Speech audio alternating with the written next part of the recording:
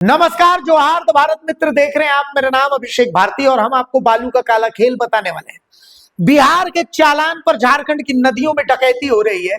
ED के दबिश के बावजूद ये सिंडिकेट बेखौफ है। जी हाँ, एक चालान और तीन तीन ट्रिप। आखिर कौन? असल में जब आप चतरा आ जाइएगा तो इस खेल में शामिल है चतरा डीएमओ कार्यालय के लोग, हजारीबाग डीएमओ कार्यालय के लोग, और इस खेल में शामिल है बालू के माफिया। कैसे, मैं आपको समझाता हूं। नेशनल ग्रीन ट्रिब्यूनल यानी एनजीटी मॉनसून के दौरान नदियों से बालू उत्खनन पर पूरी तरीके से प्रतिबंध लगा देता है। इसके बावजूद हजारीबाग और बड़कागांव के इलाके में बालू का अवैध धंधा थमने का नाम नहीं ले रहा है। ईडी यानी प्रवर्तन निदेशालय की लगातार दबिश और कड़े एक्शन के बावजूद बालू माफिया और खनन विभाग के भ्रष्ट अधिकारियों की मिलीभगत से यह सिंडिकेट बिना किसी डर के फल रहा है, फूल रहा है। इस सिंडिकेट को हेड करता है एक शख्स जिसका नाम है हेमंत सिंह। हाल ही में पुलिस और खनन विभाग द्वारा जब्त किए गए अवैध बालू लदे हाईवा गाड़ियों और इस संगठित लूट का महज एक छोटा सा हिस्सा है। इस पूरे खेल के पीछे बिहार से लेकर झारखंड के कई जिलों तक फैला एक बेहद शातिर और मजबूत नेटवर्क काम कर रहा है। कैसे? सबसे पहले चतरा समझिए। बिहार से हंटरगंज और फिर बड़कागांव, ये नजराने का सफर तय होता है। अब इस सिंडिकेट के खेल को आपको समझिए, ये चतरा डीएमओ को इस पर ध्यान देना चाहिए। इस पूरे खेल की शुरुआत होती है पड़ोसी राज्य बिहार से। बिहार से महज 3 से 4 रुपए प्रति सीएफटी की दर से यहां परिवहन चालान जारी करवाया जाता है और इसे चतरा के हंटरगंज स्थित बालू स्टॉक यार्ड में लाया जाता है। अब इस खेल का पहला पड़ाव यहीं से शुरू होता है। जिला खनन कार्यालय चतरा यानी डीएमओ ऑफिस के अधिकारियों को प्रति चालान 5 रुपए का गुप्त नजराना चढ़ाया जाता है। इसके बाद इसी चालान को 14 रुपए की दर से बड़कागांव स्टॉक यार्ड के खाते में काट दिया जाता है कि भाई ये बालू अब ये बड़कागांव स्टॉक यार्ड का हो गया। अब आश्चर्यजनक तथ्य यह है कि ये पूरा खेल सिर्फ कागजों पर लीगल दिखाने के लिए रचा जाता है। असलियत में बालू किसी वैध स्टॉक यार्ड से नहीं रहता है, बल्कि बड़कागांव की स्थानीय नदियों से, चतरा की स्थानीय नदियों से अवैध रूप से आधी रात को पोकलेन मशीनों द्वारा उठाया जाता है। स्थानीय कार्यालयों और अफसरों को मैनेज करने के लिए स्टॉक यार्ड से कटने वाले हर चालान पर 4 से 5 रुपए प्रति सीएफटी का चढ़ावा अलग से तय होता है। यह चढ़ावा सीधे संबंधित अधिकारियों की जेब में जाता है, जिसके बदले माफियाओं को अवैध खनन की खुली छूट मिलती है। ऐसे कुछ चालान हमारे हाथ लगे हैं जो साइड स्क्रीन में आप हमारे देख रहे हैं। अब कागजी हेरफेर का बोकारो रूट भी समझिए, क्योंकि ये एनजीटी को ठगने का मास्टर प्लान है। स्टॉक यार्ड में चालान की एंट्री हो जाने के बाद जब हाईवा बालू लादकर हजारीबाग या हजारीबाग से किसी अन्य गंतव्यों के लिए निकलता है तो चालान पर जानबूझकर बोकारो साइड स्टॉक का फर्जी पता दर्ज कर दिया जाता है। बालू चतरा की नदियों से, बड़कागांव की नदियों से, लेकिन स्टॉक यार्ड का पता बोकारो का। अब इसके पीछे एक बेहद शातिर कानूनी पेच। एनजीटी के प्रतिबंध काल में यानी जून से अक्टूबर के दौरान खुद को पाक साफ साबित करने के लिए माफिया एक ही चालान का उपयोग बोकारो समेत 4 से 5 जिलों के स्टॉक यार्ड में एंट्री दिखाने के लिए करते हैं, ताकि होम टाउन यानी एचटी चेकिंग में इसे पूरी तरह से कानूनी साबित किया जा सके। इसमें भूमिका किसकी? चतरा डीएमओ कार्यालय, हजारीबाग डीएमओ कार्यालय और अब तो बोकारो डीएमओ कार्यालय की भी हो जाती है।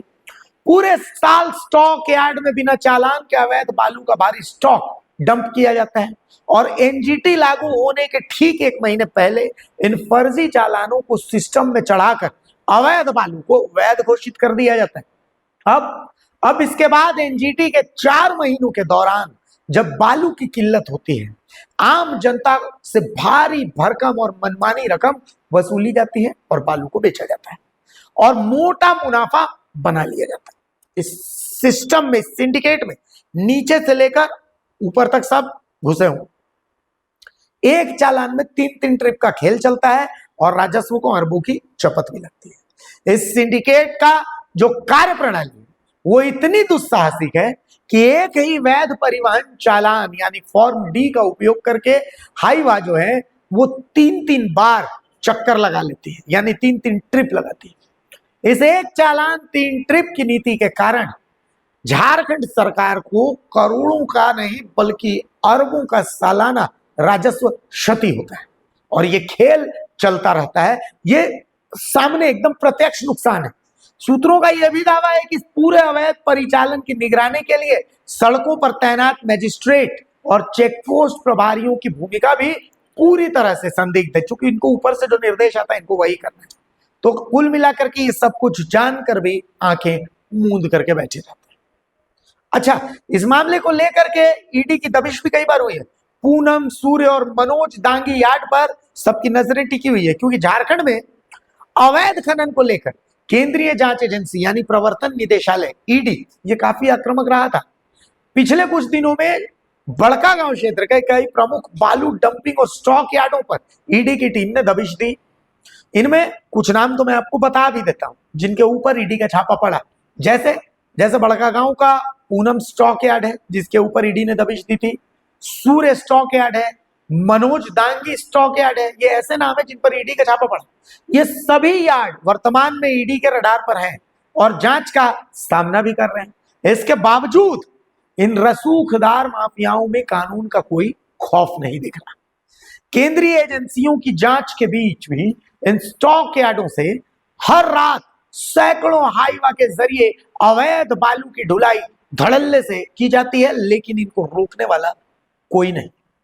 तो खैर, सवाल यह है कि भाई ग्रामीणों का गुस्सा जो है वो अब सामने आ रहा है। ग्रामीण कह रहे हैं कि भाई हमें तो बर्बाद कर दिया जा रहा है। स्थानीय ग्रामीण इस संबंध में बताते हैं, उनसे जब पूछा गया तो वो कहते हैं कि उनके अंदर इसे लेकर के आक्रोश है, गुस्सा है। प्रभावित ग्रामीणों ने रोते हुए बताया कि हमारी रैयती पुश्तैनी जमीनें जो नदी के किनारे थी वो इस अंधाधुंध अवैध बालू उठाव के कारण आज बाढ़ में पूरी तरह कट कर नदी में बह गई, नदी में समा गई। माफिया भारी मशीन लगाकर नदी का सीना चीर रहे हैं, जिससे नदी का प्राकृतिक मार्ग बदल गया है। हम किसान पूरी तरह बर्बाद हो गए हैं, लेकिन हमारी सुनने वाला कोई नहीं। अधिकारी सिर्फ अपनी जेब भर रहे हैं। किसान जाते भी हैं तो उनको वापस लौटा दिया जाता है। हजारीबाग के डीएमओ कहाँ है, चतरा के डीएमओ कहाँ है? तो कुल मिलाकर के बहुत बड़े लेवल पर प्रशासनिक सांठगांठ चल रहा है। स्थानीय पुलिस और प्रशासन द्वारा की जाने वाली छोटी मोटी इक्का दुक्की जो कार्रवाई है वो सिर्फ बालू माफियाओं के लिए एक दिखावा है कि भाई आप मान लीजिए कि हम ईमानदार हैं।